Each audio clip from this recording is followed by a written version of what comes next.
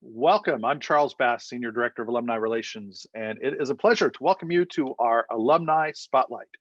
As we get started, it's important to recognize that we here in California and elsewhere continue to struggle with the challenges caused by COVID-19 and more, and we want to take this moment to wish you and your loved ones good health and happiness. And second, a brief commercial. We have hosted or co-hosted more than 200 virtual events since going remote last March. And I encourage you to check out our website after today's program, of course, and look through our alumni-owned business directory and other online resources. And be sure to check out our Hire USD campaign, which is an effort from the Alumni Association and the Career Development Center to build awareness about the importance of toreros hiring toreros. If you or your company has an open position, please consider USD first. Learn about Hire USD related programming and how to post a job under the benefits tab at alumni.sandiego.edu. And today's program is co-sponsored by the Seattle Torero Club. We are fortunate to have many wonderful alumni volunteers, and I am happy to welcome one of those right now. It's the Seattle Torero Club president from the class of 1992, Scott Weaver. Scott, fire up your camera and welcome. Hey, Charles. Thanks for the introduction.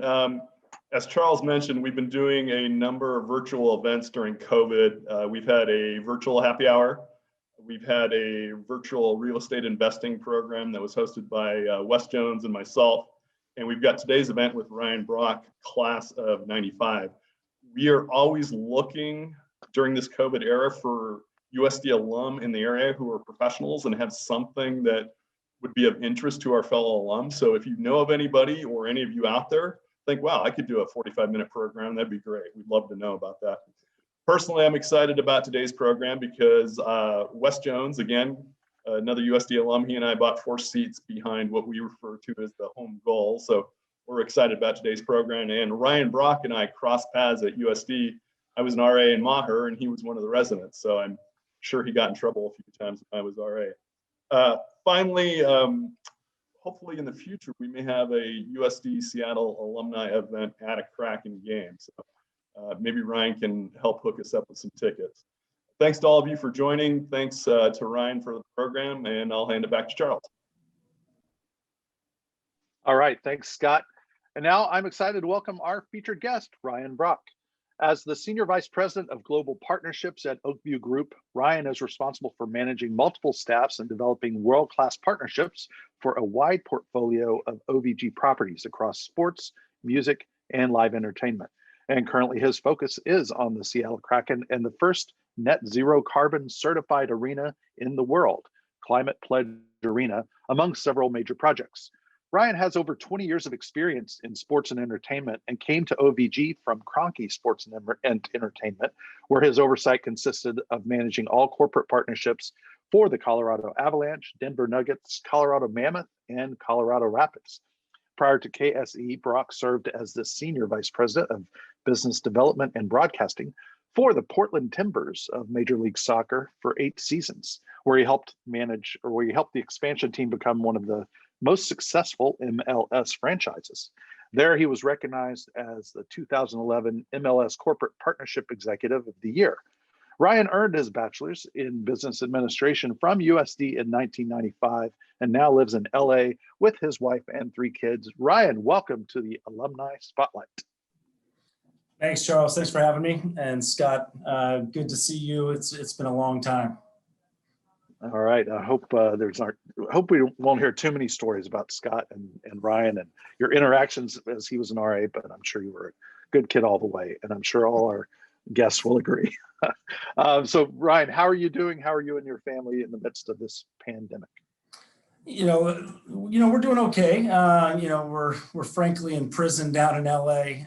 It's under lockdown, and hopefully that lifts pretty well or pretty soon. But it's been rough. It's been frustrating. But at the end of the day, we have our health. We have a roof over our head. I've got a job that has frankly been decimated during this pandemic, and we have exciting times ahead. But I would say the kids probably have it the worst. I have 3 kids all on Zooms all day long, and they're in class for 8 hours a day, then have 2 hours of homework online, and without all of the youth sports going on right now, they definitely have got it the worst out of everybody. Well, that's for sure. So let's talk a little bit about your job. You're up in Seattle right now. Share a little bit about what you do as Senior VP of Global Partnerships. Yeah, so I'm in Seattle right now with our new arena and team, the Seattle Kraken, which will be the 32nd expansion franchise of the NHL, which will drop the puck initially in October. So we're excited about that, and the building will open there. So, my job is all around revenue generation. So we have, about $4.5 billion worth of capital deployed across the world in terms of these new arenas that we're opening. And I have different teams in different areas within my scope of where I lead. And so as it relates to Climate Pledge Arena and Seattle Kraken, we have a team here that is all about revenue generation through corporate partnerships and naming rights. And so Climate Pledge Arena is Amazon's naming rights, and they decided instead of having their name on it, they wanted to do it after a cause, and we can talk a little bit about that. And then I have a separate team down in Southern California for our Coachella Valley new arena for our Seattle Kraken AHL affiliate. And then I also have a team out in Arizona, and we're building a brand new arena for Arizona State University hockey, as well as a legacy sports park development, a massive multi-sport youth and adult complex, which is the equivalent of Disney Wide World of Sports on the West Coast. So those are kind of my main areas, and then kind of play second chair or third chair on some of our other global developments. And so, when you look at $4.5 billion of deployed capital, the debt service on all of that, and it's all privately financed, is massive. And so how they do that is through, selling sponsorships, suites, tickets, food and beverage and whatnot. And so if you look at the trunk of a tree being typically ticket sales, we're the largest branch off of that, which is basically the corporate partnerships. And that's where I come into play. And then the other area that I've been focused on is our Arena Alliance. And so the Arena Alliance was frankly a simple idea that had never been achieved before, but we have 29 of the biggest NBA and NHL arenas in North America, all NBA and NHL. And basically we aggregated all of these 29 arenas into a membership program where you buy, sell, think, and book together. And so when you think about buying, you aggregate all of the purchasing that these buildings are doing, whether that's light bulbs, toilet paper, ketchup and mustard, whatever it may be. You sell together, and that's where my group kind of comes in, and we'll go and take a brand and basically have a national and a North American footprint to do a marketing program. But each of those different arenas provides a localized activation concept. So those bigger brands that maybe don't have the localized efforts, our team can come in and help them deploy that. And then booking together, we have a strategic relationship with Live Nation, who frankly controls the world's touring music. And so when an act comes around and wants to do a tour, a US tour, that typically consists of 35 to 40 dates. And with our 29 arenas, what we do is we work closely with Live Nation to make sure that we're routing all of those shows through our 29 buildings. And then the final thing is the Think Together, and we do a couple different annual conferences around Polestar for music and Venues Now for all of the venues where people come in from all over the world and share best practices. And so those are the different areas that I'm focused on.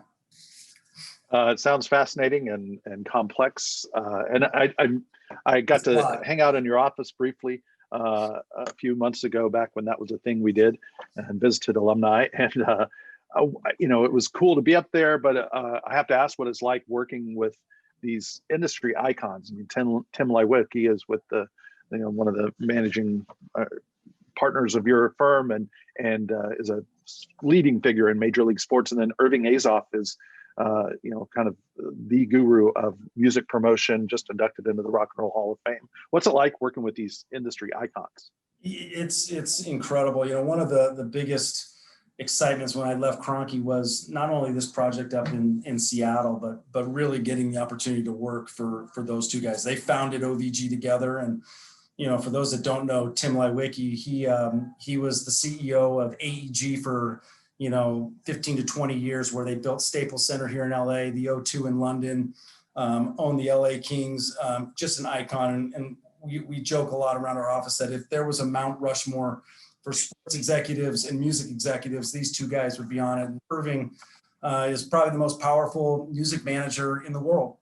And so he manages some of the greatest artists that you can imagine. And that's why really exciting when you look at all of the buildings that we have under development and the type of events that he can bring just through his clients alone that he manages. It's an incredible, daily opportunity for me to learn. Yeah. You mentioned you have a slide to share. You might want to, it just is a great snapshot of kind of what else you're doing besides Climate Pledge Arena. Yeah, let me, I think, I talked a little bit about deploying $4.5 billion worth of capital. And, what I'm going to show you right now, or for the group here, these are the arenas that have been announced. And so I'll start at the top left, which is where I am today in Seattle, which is opening in the fall, as well as UBS Arena, which is going to be the New York Islanders' new home on Long Island. The Moody Center, which will be on the campus of the University of Texas in Austin. So that'll be the home of, men's and women's Longhorn basketball. And then Savannah Arena down in Georgia, that's going to be the home of more than likely an ECHL franchise, minor league hockey. And then down at the bottom, Palm Springs, Coachella Valley Arena, that is going to be a brand new arena that we're building. That'll be our AHL affiliate of the Seattle Kraken. And then the two international ones that have been announced, which is Manchester Co-op Live, all based around music. And then in Milan, Italy, the final one, which is going to be the home of hockey and the opening and closing ceremonies of the 2026 Winter Olympics. So exciting times, and certainly, it keeps you busy, keeps you up at night for sure. Yeah, I can imagine. So tell me what it's like. What is it like building multiple arenas and launching an NHL team in the middle of a pandemic? Well, there's no playbook. I'll tell you that much. We're learning as we go, and I think if there's one good thing is when the pandemic happened. I mean, had this been a year from now, it would have been devastating from a bank perspective and a revenue perspective. So, we were planning on deploying all that capital to build these arenas anyway, and so. What it's done is, certainly a massive price increase on all of these different arenas. You think about cleaning these buildings or cleaning these work sites and then making sure that it's safe for the construction workers to be on site. That's first and foremost, because if we have any type of outbreak at any of these sites, it's going to put a halt on it, which then delays the opening or potential opening. From a partnership perspective, which is my day-to-day, we're asking for a lot of money for people to be a part of this stuff and to put their name in lights, around a hockey team or an arena and whatnot. And during a global pandemic, there's a lot of questions and it's cloudy at best in terms of when the entire economy is going to come around and we're going to figure out a solution to this thing. So, that's probably been the biggest challenge for me and our different teams at all of the different arenas. Is just trying to figure that out and trying to put people at ease. And then in Seattle, so we're building a brand new franchise. We've hired 100 people in during this pandemic. And if you can imagine, you keep adding, you have these Zoom calls where, it's an entire staff meeting and there's 3 or 4 new people on here. But then you start looking across it and there's 75 to 100 people on here that nobody's ever met each other in person. So it's a really unique thing. And one of the things that we've do is communicate. And, we're doing these Zoom calls 3 or 4 times a week with our staff so that everybody's getting to understand exactly what's going on. And that has nothing to do with the breakout sessions that each of the different departments for the Kraken and for the arena are having. So it is it's a mess, but you do what you do and you got to move forward and there's nothing you can do about it. So, we're making the best out of it. We have hired just on a much smaller scale. We have one person who started, Maya Hood, USD basketball great. She is on our team, student and alumni engagement coordinator, and she was in the office for one whole day before we went remote. And so one of our staff has never met her in person. So it's, but we feel like we know her because we're Zooming every day almost. So I can imagine scaling that times 10, how challenging it can be. So Hopefully Yeah. all your employees are as good as Maya, because she's awesome. So It's been good. Yeah, we're making the best out of it. hey, so what are the differences you might see when I walk into Climate Pledge Arena? I love that it's not Amazon Arena. I love that it's Climate Pledge Arena. And I'm going to I've got all my Kraken gear. I've got my face painted. Scott's not wearing a shirt because he's got the S on his chest. What am I going to see that's different than just a traditional sports arena today?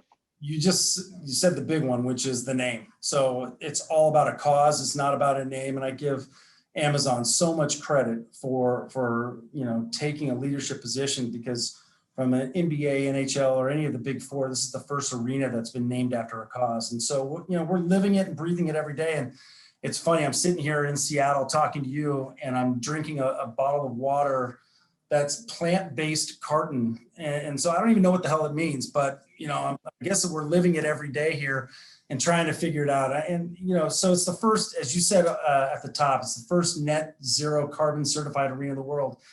We believe it's going to change the industry, moving forward. So 100% renewable energy, which we love, no single-use plastics, no fossil fuel consumption. So we took all of the gas out of this building, and it's going to be a 100% electric, which has never happened before. And for the average person, okay, that's not that big of a deal. Well, when you have 17,000, 18,000 people coming through and you're trying to cook food, gas provides a quicker solution for most of the food, whether it's hot dogs, pizza, or whatever. Having electric means that you got to basically have, more ovens, more fryers, more whatever it is that you're looking for. And so it just makes it a very difficult challenge operationally for us. And then you think about just cotton candy. Like for kids, well, the plastic that goes around that cotton candy we can't have, because we've eliminated every single piece of single-use plastic in this building. And so it's completely changed the form. And then one of the cool things that was part of our ideation phase with Amazon is we're going to take the rainwater from the iconic roof of Climate Pledge Arena, which is I hate to interrupt. Is this a good time to share my screen and sure show that?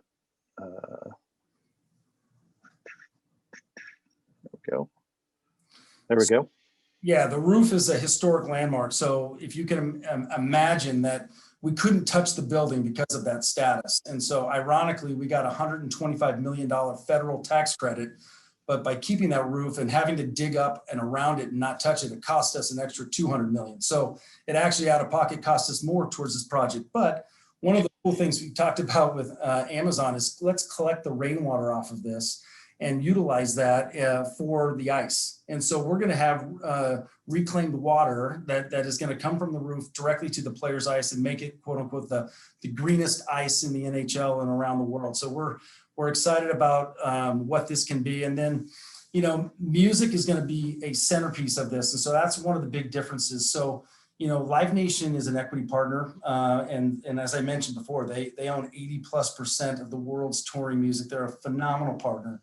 And what they're telling us is that this building is going to be one of the busiest in all of North America. So when you look at Madison Square Garden, Staples Center, United Center in Chicago, Scotiabank Center in Toronto, and Chase Center in Golden State, for the Warriors, their new arena, we're going to be in that conversation, even though we're, not even a top 10 market here in Seattle. This market is going to get hit right between the eyes with a whole lot of music coming on, because coming out of this pandemic, we fully expect to have another rendition of the Roaring 20s, just 100 years later. And then the final thing is on the Kraken. And one of the things that Todd Leiweke, our CEO here, has preached is everything about diversity, equity, and inclusion. And so when you look at the landscape of our audience, you have 45% of our staff that's currently female, 25%, which is BIPOC, and right now 50% of our management team is female as well. And so those are numbers that are 4x or 5x industry standard around the world. And so we're very proud of that. And frankly, if you've got the diversity of shows coming through this building, you better have a diversity of vantage point on what you're marketing and how you're marketing, and making sure that you're getting everybody's feedback on what that could be, so that you're making sure that you're making everybody feel inclusive. So, and then the final thing I'll say is we have the first female scout in the history of the NHL, and Cami Granato. She's a Hockey Hall of Famer. and then the first African-American NHL broadcaster in Everett Fitzhugh. So something we're very proud of, leading the way, and it's about time. So we're excited about that. That's great. So you'll get me Cammie's email address so I can send her my stuff for scouting. You got it. Just kidding. I can't skate, so I don't think you want me on the team. But I do want to see that electric powered Zamboni, Tesla powered or whatever.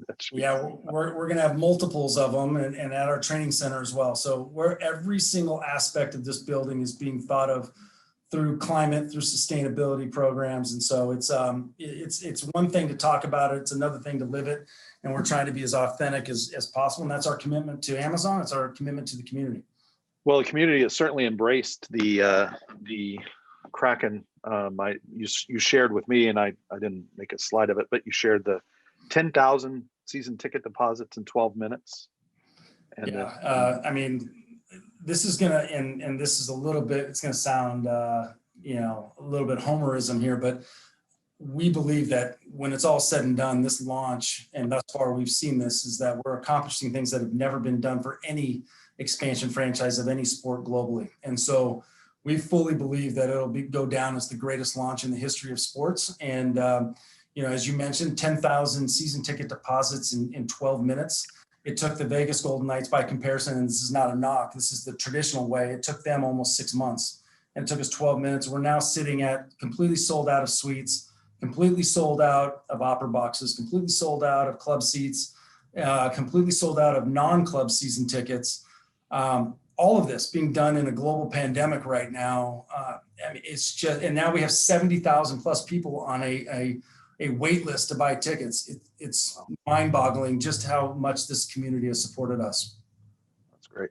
And can you tell anything about what's it going to look like in October or I don't know when the building's going to be open, probably before that. Do you have anything you can share about the opening of the building? Well, I'll just say that, Amazon is our epic. partner. It's going to be epic.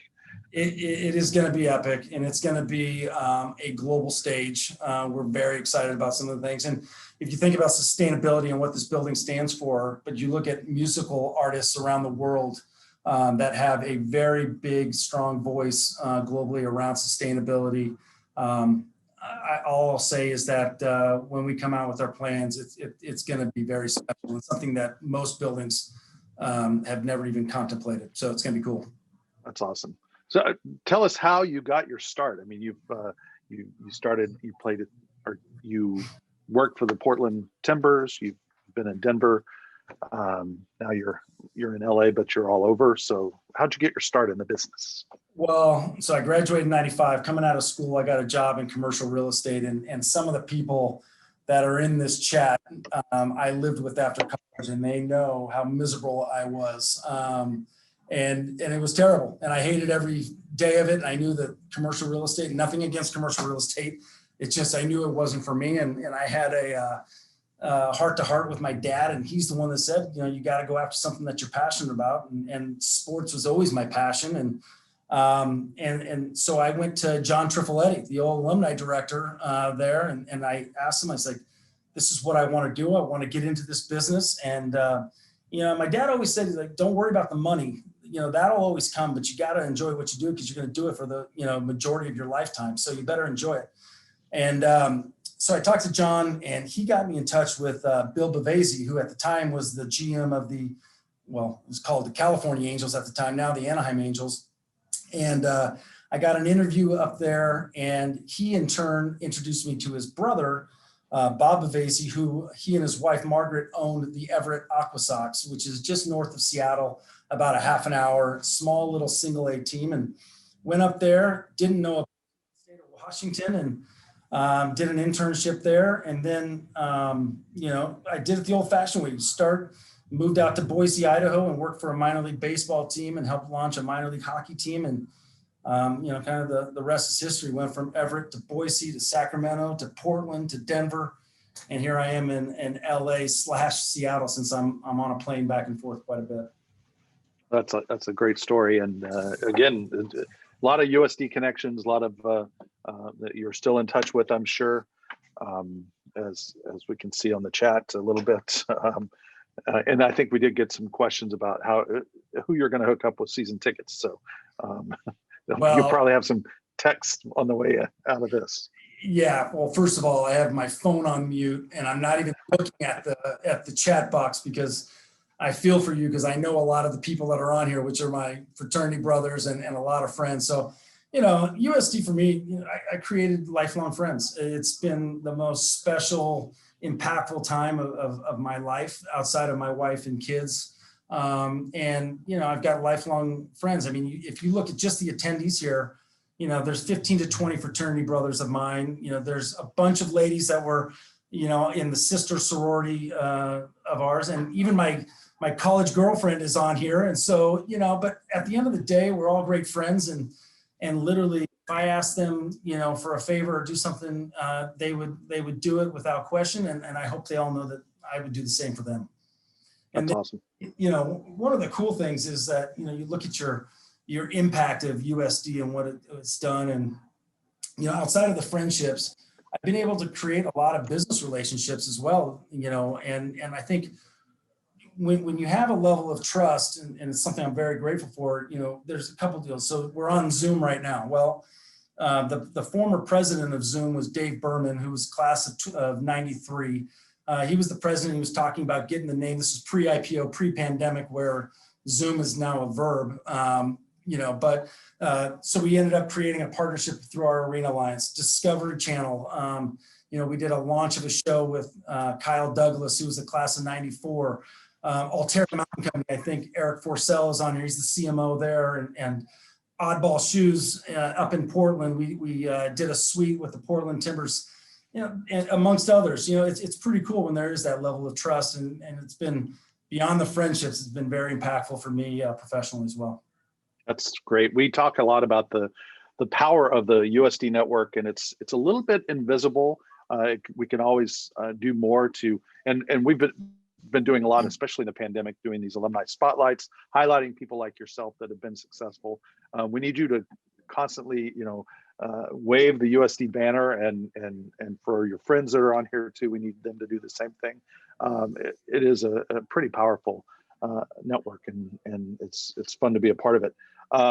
You said, I lost my train of thought there for a minute, but someone asked about your early career, if you had it seemed like you had an affinity for soccer, and can you share some of the insights on the soccer influences in your life? Well, first of all, I played my whole life, all the way up to college, and played some intramural soccer at USD.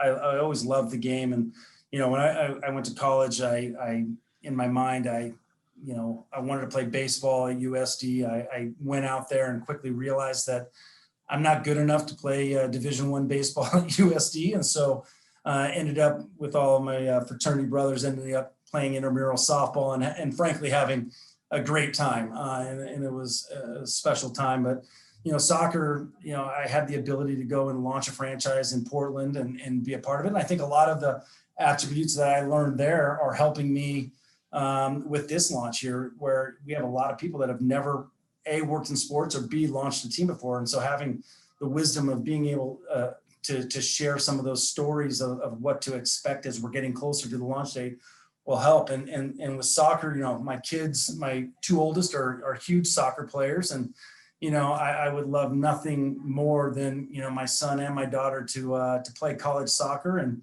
it would be a dream to see them play at USD someday. All right, get them in their Torero kits. And you're picking some pretty great places. And like, I was at a Portland alumni event in a Portland Torero club, and one of the people had to leave because she was part of I forget the name of the group that cuts down a log, or cuts a log, or does Timbers Army.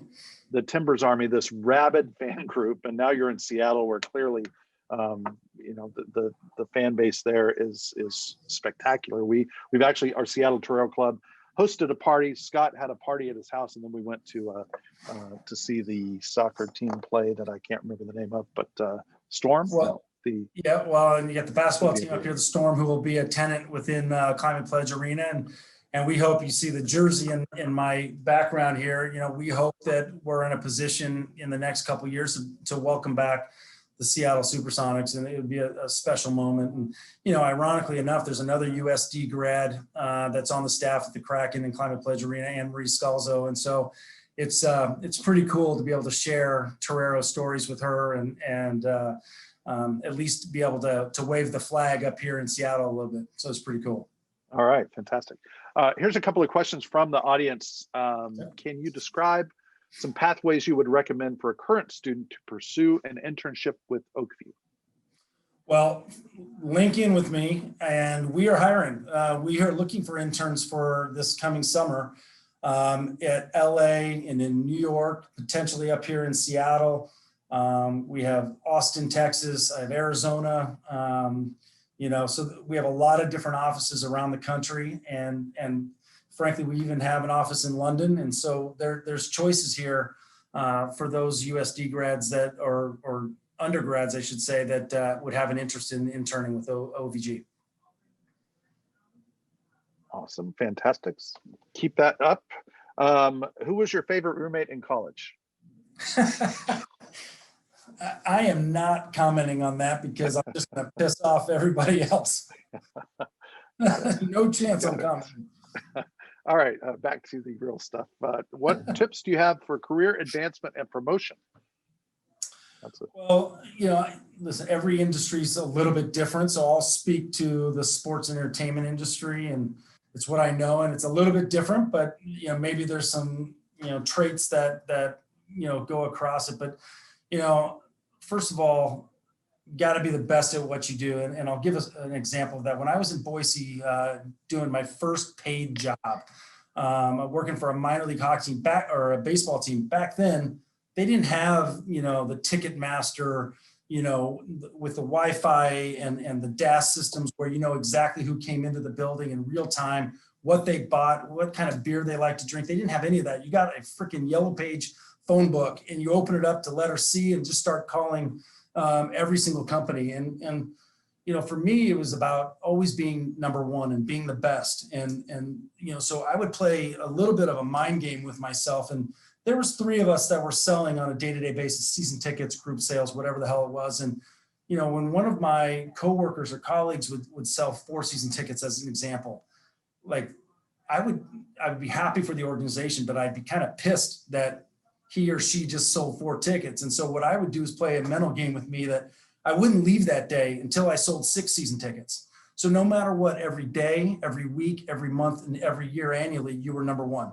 And that's always been kind of my mindset, is competing with myself to be the best that I could. And it's worked. And I think the other thing is, at least in the sports world, you got to be willing to move. It's unlike being in a law firm or being in an accounting firm where there might be 10, 15, 20 different firms within a given city. Sports teams are tough. There's one of each sport. Maybe there's 2 based on the city that you're in. But the positions are very difficult. So you got to be willing to move. And it's not for the faint of heart. And you have to have a very understanding family. And, my wife and kids have always been a part of the decision-making process. And, Boise, I was there for 4 years. Then I moved to the Sacramento Kings and I was there for 4 years, with the Portland Timbers for almost 9 years, to Denver with Kroenke for 5 years. And now I've been in LA for 3.5. And so, like I said, it's not for the faint of heart, and you've got to really, truly love what you're doing. But more importantly, have a very understanding family to be able to do it. Yeah, that's great. I'm trying to weed through some of these questions. Oh boy. You can And imagine. I feel bad for you because I know where these are coming from. Well, you mentioned your fellow Torero there. What role does community outreach engagement play in securing corporate partnerships, and why is the Kraken Community Engagement Department so awesome? Thank you, Anne Marie. I know she must be on this call. So, I wish she could join and speak to it. Listen, it's the core of who we are. From day one, our management, our exec team has touted that, we are absolutely a function of the community. And while David Bonderman, who's the founder of TPG Capital, he's our majority owner, this is the community's team, and we're a community asset. And so we better make this community a better place, or it's not going to be a successful franchise.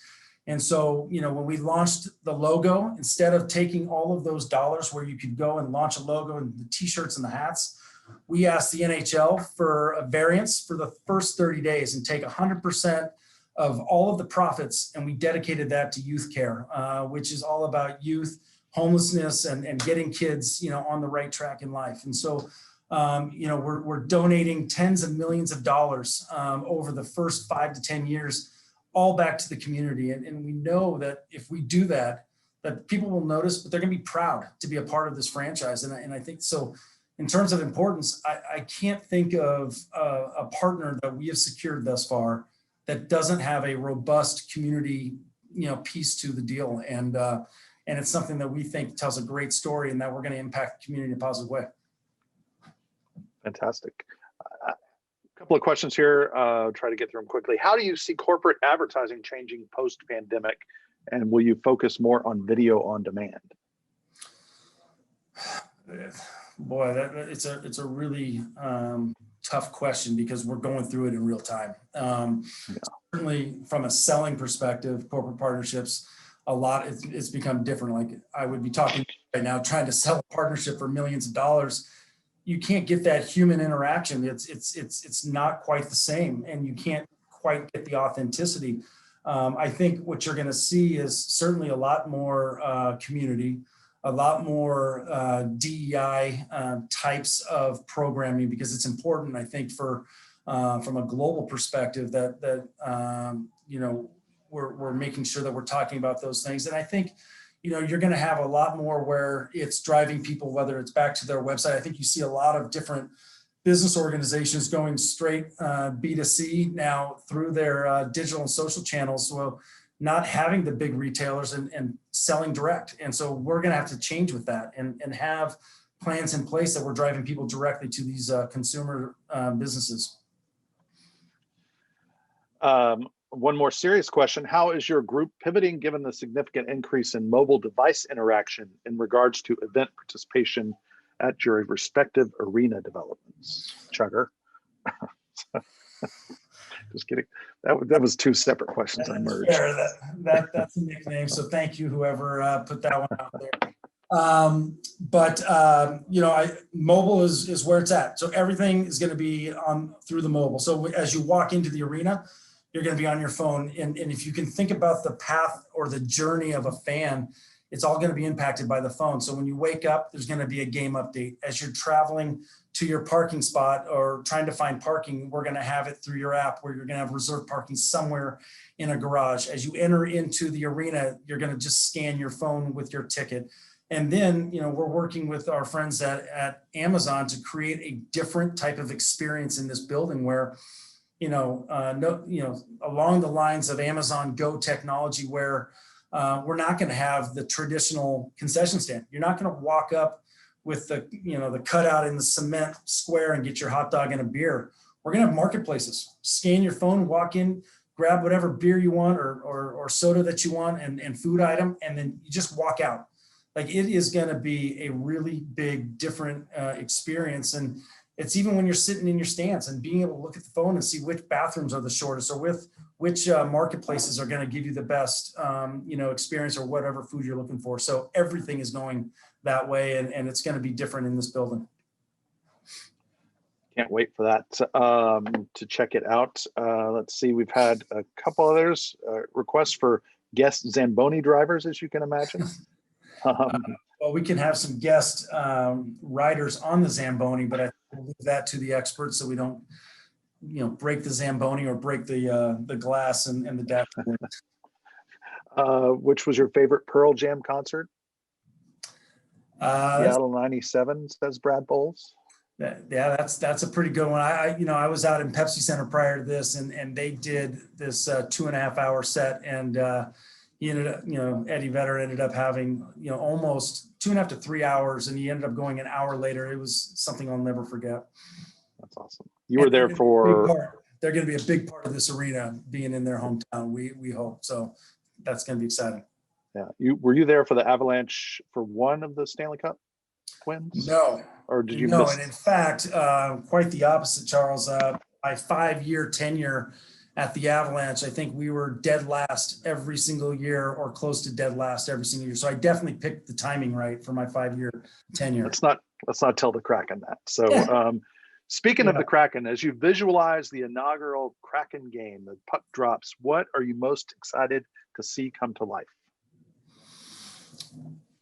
I'm excited just to see the fan reaction and to see the good that this team is going to bring to the community and the impact that this is going to be in the community. I mean, for me, it's 20 plus years in the business. And so, hockey is hockey, and it's going to be special building this thing up. And it's funny, I get asked a lot, like, what's your greatest memory and or greatest sporting event you've ever been to? And I've been fortunate. I've been to the Super Bowl. I've been to NBA finals and World Series or whatever, and very fortunate to be in the industry I'm in to be able to go to those and being to the Olympics, et cetera. But the one thing I remember, the best event ever, was the first event of Portland Timbers, and it's all because of the heart and the soul that you poured into that and launching that franchise. And I can remember it was March 12th or 13th. I can't remember the date, but the Chicago fire, pouring down rain.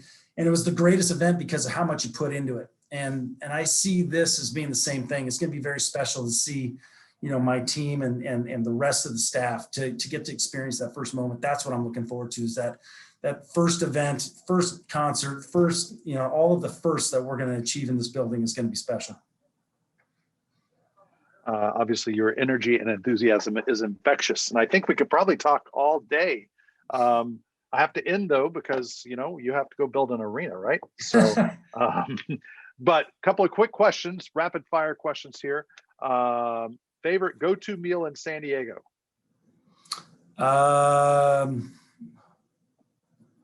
Rubio's at 2 a.m.